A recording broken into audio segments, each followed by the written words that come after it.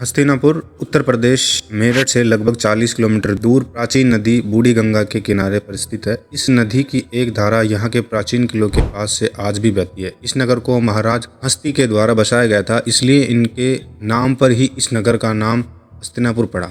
महाराज हस्ती के बाद अजमेर यहाँ के राजा बने और उनके बाद 10 राज्य के राजा के बाद सवर्ण और फिर कुरु ने हस्तिनापुर पर राज किया।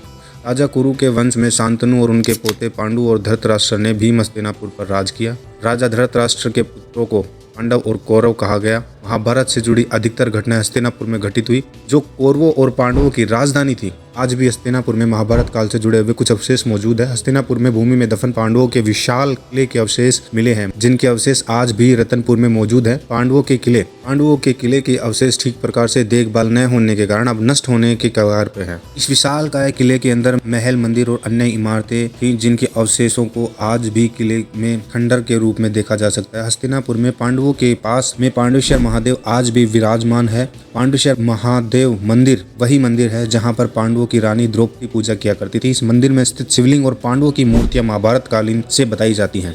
इसका अंदाज उनकी आकृति से लगाया जा सकता है। इस मंदिर में स्थित शिवलिंग प्राकृतिक है। यह शिवलिंग जलाभिषेक के कारण आधा रह गया। इस मंदिर के परिसर में एक प्राचीन विशाल वट वृक्ष मौजूद है। इस वृक्ष के नीचे एक साधु श्रद्धालु दीपक जलाकर पूजा अर्चना करते हैं। इस मंदिर के पास प्राचीन शीतल जल का कुआं आज भी मौजूद है। यह पांडुशेर महादेव देश ही नहीं बल्कि विदेशों में भी प्रसिद्ध है। इस मंदिर के दर्शन करने के लिए दूर दूर से श्रद्धालु यहाँ पर आते हैं। इस मंदिर पर शिवरात्रि के दिन एक विशाल मेले का आयोजन किया जाता है। हस्तिनापुर में विद्युत टीला बूढ़ी गंगा के किनारे पर स्थित है।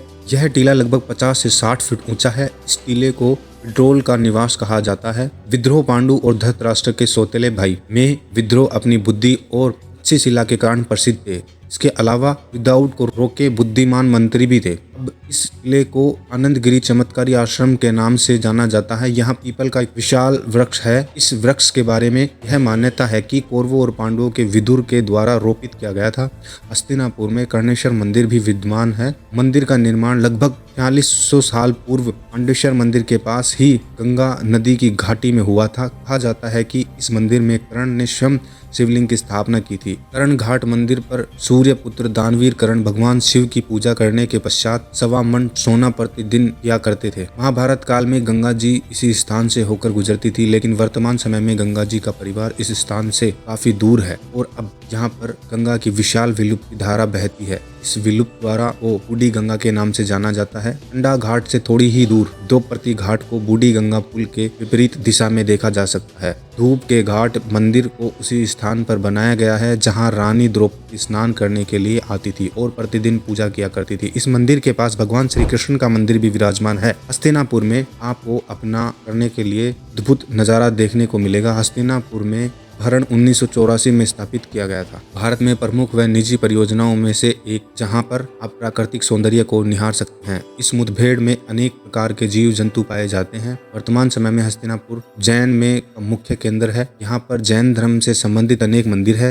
यहाँ पर श्री दिगंबर जैन बड़ा मंदिर है। हस्तिनापुर में सबसे बड़ा जैन मंदिर है। यहाँ जैन धर्म के कई क्षेत्रों का जन्म हुआ था। यही कारण है कि यहाँ पर काफी संख्या में जैन मंदिर मौजूद हैं। इन्हीं जैन मंदिरों में से एक श्री दिगंबर जैन प्राचीन बड़ा मंदिर हस्तिनापुर में स्थित है। सबसे प्राचीन मंदिर है। माना जाता है कि इस मंदिर का निर्माण 1801 में किया गया था। इस मुख्य मंदिर में प्रमुख देव सोल विद जैन तीर्थकर श्री शांतिनाथ पद्मासन अवस्था में विराजमान है। यहाँ पर इसी परिसर में दर्जनों की संख्या में अन्य मंदिरों और ऐतिहासिक इमारतें स्थापित की गई हैं। इस जैन मंदिर के अलावा हस्तिनापुर में जम्बूद्वीप जैन तीर्थ स्थल, कैलाश पर्वत रचना, श्री तिम्बेश्वर जैन मंदिर, अष्टपाथ मंदिर, ध्यान मंदिर, सुमेरु पर्वत, लोटस टेम्पल आदि भी स्थित है। जम्बू अपने सुमेर पर्वत की ऊंचाई 101 फीट है। यहाँ पर चैताल्य नदी, पार्टिया और समुद्र का जवाब है। हस्तिनापुर में कैलाश पर्वत 121 फीट ऊंची इमारत है। इस मंदिर में मुख्य देव प्रसाद नाथ की मूर्ति स्थापित की गई है, जो जैन धर्म के प्रथम तीर्थकर थे। इसके अलावा इस मंदिर के परिसर में और भी बहुत सारे मंदिरों का निर्माण किया गया है। इस मंदिर परिसर में लोटस टेम्पल का निर्माण किया गया है, जो कार्यकारिणी का एक उत्कृष्ट नमूना है। जम्बूद्वीप जैन समुदाय के सबसे प्रतिष्ठित तीर्थ स्थलों में से एक माना जाता है। यह मंदिर अपने समृद्ध इतिहास, स्वच्छता और कार्यकाल अनुभव के व्यापक के रूप में जाना जाता है। इस नेट का